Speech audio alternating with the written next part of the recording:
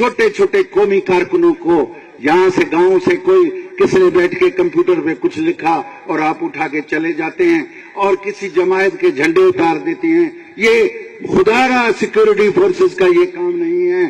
آپ ان میں نہ الجھیں, ان باتوں میں نہ الجھیں.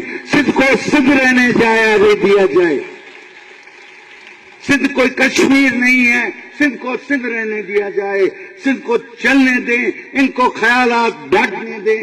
کیا ہوگا؟ قوم پرست قومی کارکنان سے اپیل کرتا ہوں کہ بابا اس وقت زمانہ بدل چکا ہے. آپ قومی جمہوری سیاست کو نہ اپنائیں گے, آپ آئسولیٹ ہو جائیں گے, اکیلے ہو جائیں گے.